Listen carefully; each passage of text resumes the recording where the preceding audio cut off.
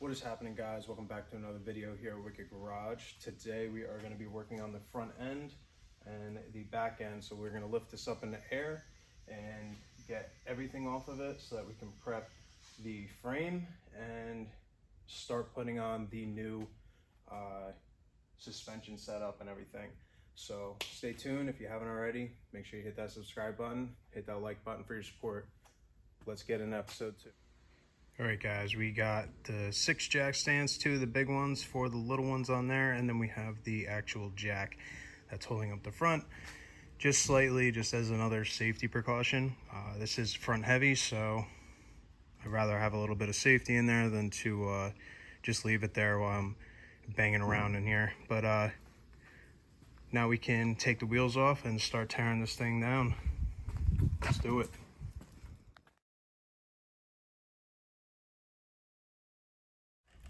All right, guys, I have to take the fender liner off so I can get to like all the other parts on here. So to do that, there's going to be multiple screws that come around here, and then there'll be a 10mm here in the front, as well as multiple of the little pop rivets. Now when you take this out, as you can see right here, I don't know if you can see it or not, but there is some harnesses that are just popped on there.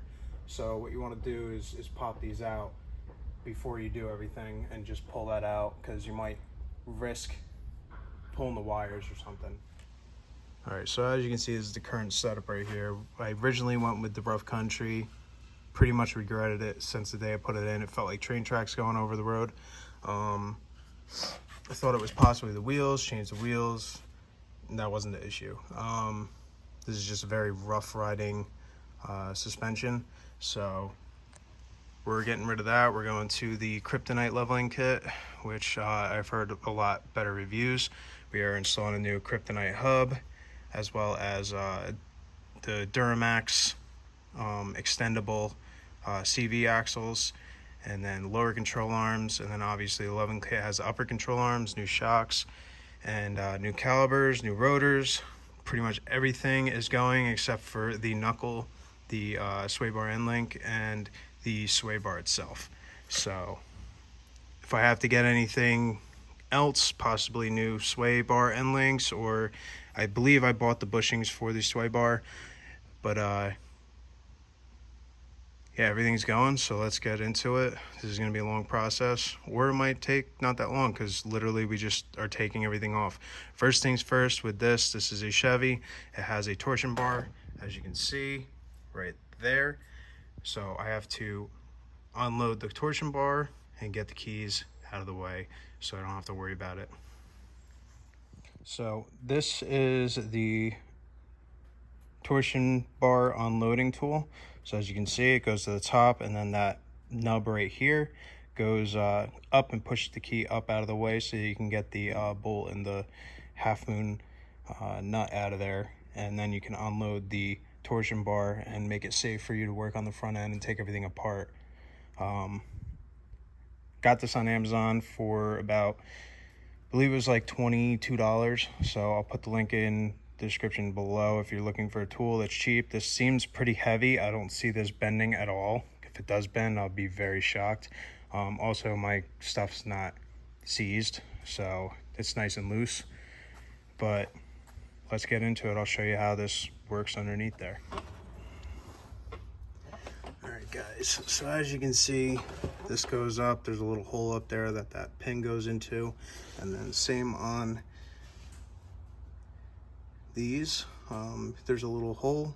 You make this go up into it, and then you put a wrench or ratchet or whatever to it. You lift it up enough to get the bolt and the whole like assembly out, and then you're good to go. All you got to do is unloosen this, and then it takes the load off of the torsion bar, and it makes it safe so you can take off the lower control arm and all the suspension and everything. If you don't do it, you risk either a bad knockout or death.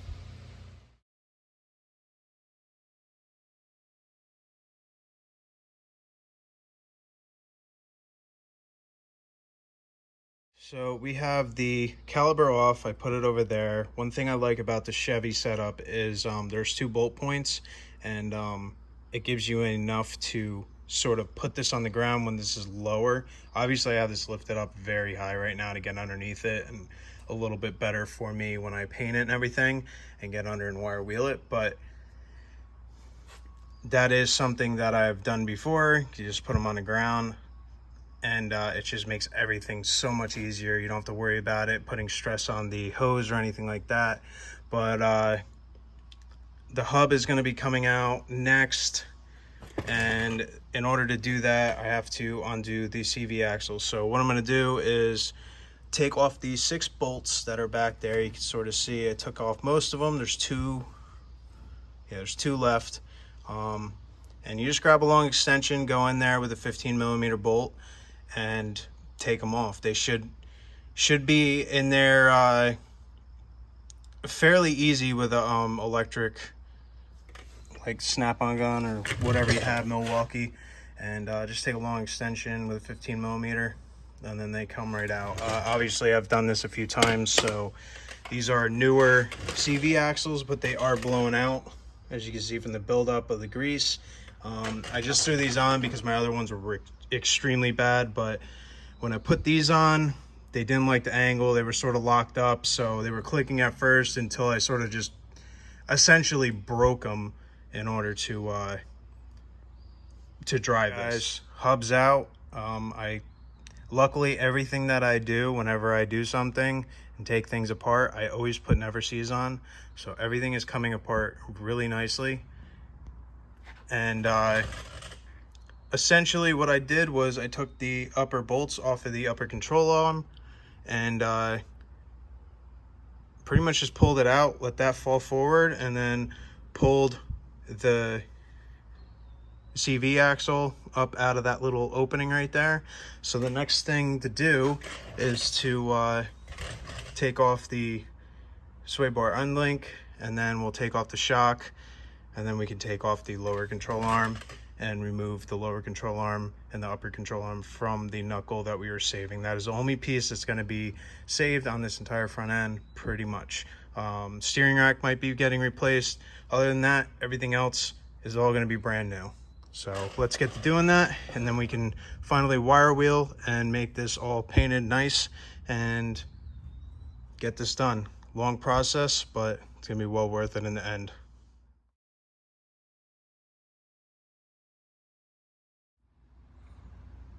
All right, as you can see, there's nothing here anymore. So everything's off. Now everything can be clean. I took the bump stop off that was right there. I'm gonna end up ordering a new one because it looks like it's a little messed up, and it was painted over, so I'd rather look as clean as possible. But next thing is to get the sway bar and then the center link and all that stuff off, and then we'll go around to the other side and get everything else done. So I'll come back when we're on the other side.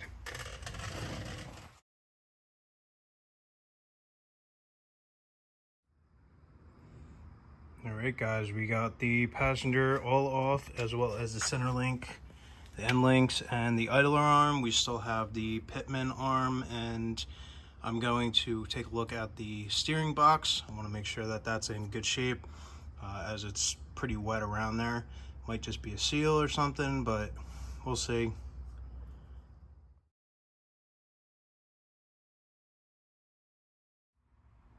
All right guys, front end is all off. Everything's off, and the back calipers and rotors are off. I checked the hubs while I was at it, checked the parking brakes.